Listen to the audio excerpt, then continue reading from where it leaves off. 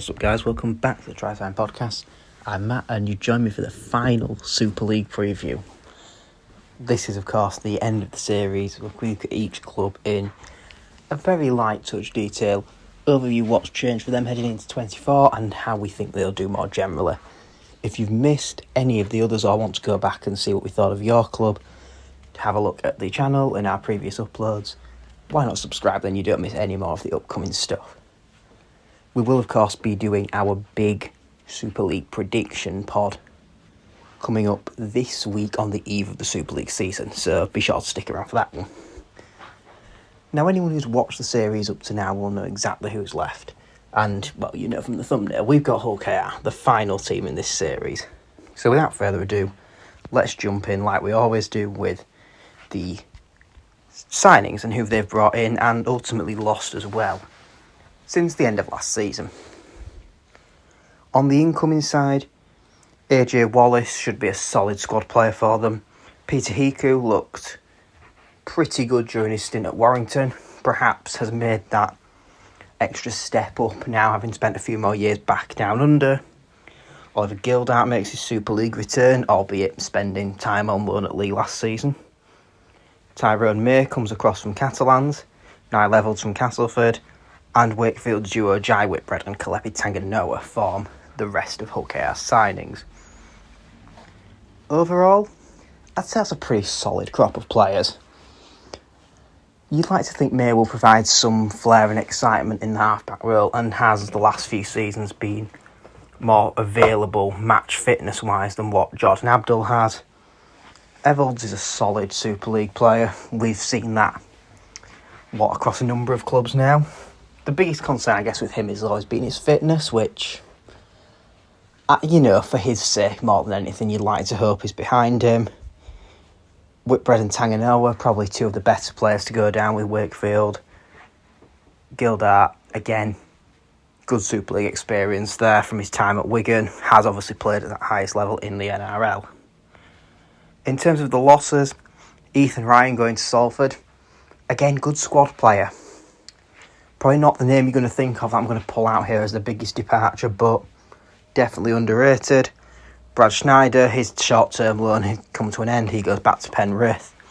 Sam Wood joins Castleford. Jimmy Kinehorst heading to the Championship with York. Rowan Mills following Sam Wood's Castleford. And Rhys Kennedy signing for London. I actually don't think they've lost a huge amount in that sense. I think the bigger problems for them are their retirees. Sean Kenny-Dowell has retired, of course, albeit he's staying as part of the backroom staff, and Kane Lynette, who has called time on his career, which, again, is a lot of experience and talent that they've lost there, and that's probably where I think they've not really replaced that necessarily.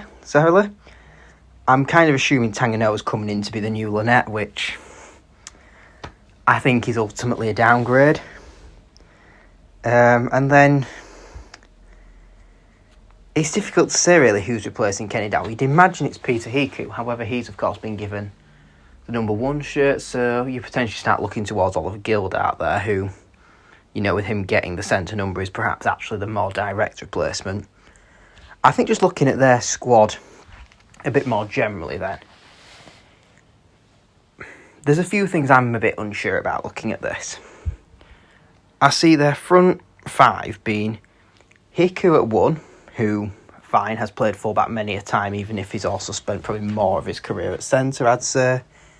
Evolds at number 2, which, again, I've not really ever known him be a winger at this level in the game, only ever really at fullback. Opicic fine at 3, Gildart fine at 4, Reinhardt fine at 5. It's Evolds on the wing that strikes me as notably odd there. Then you obviously get into the halfbacks with Tyrone May and Mikey Lewis expected to start, of course following Jordan Abdul's loan deal to Catalan. And that is going to be an interesting one. At the time of recording, Hull KR have just had their, final pre-season friendly against Leeds Rhinos, which they ultimately lost. And part of that came from a lack of creativity and gel between May and Lewis. Whilst that's not necessarily unexpected in their first game together, you compare that to what Croft and Frawley looked like, and it was a bit chalk and cheese. May didn't really offer a lot, while Lewis was his usual self, involved in the action, winding up the opposition like he does so well. The rest of the squad, again, it looks a very solid bunch of players. It's a very underrated pack.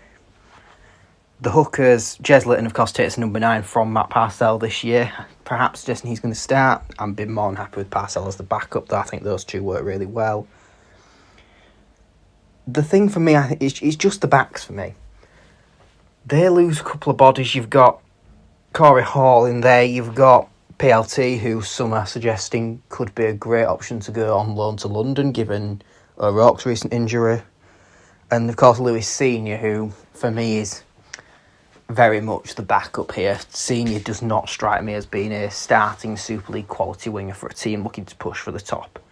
Well, where you want it to be if you're KR fan, certainly top 6, if not top 4.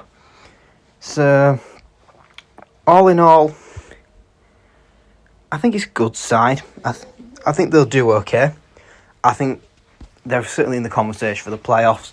Probably one of the favourites to make top 6 overall, especially with Willie Peters, who seems to be taking that club in really good places. I think the coaching setup is fantastic. I think the squad is good, albeit lacking in the backs. I think that could ultimately cost them the business end of the season. I reckon they'll be in the hunt, but probably not reaching the same highs as last year. But of course, that is my opinion, and you'll see exactly where I've broken this league down on the pod next week. Valentine's Day that goes out, so married, single, who cares? You know where you want to be. It's quite clearly watching the Try Time podcast. And yeah, until then, thank you for watching this and the series as a whole. Remember, subscribe, hit the notification bell, and never miss another upload. And until then, goodbye.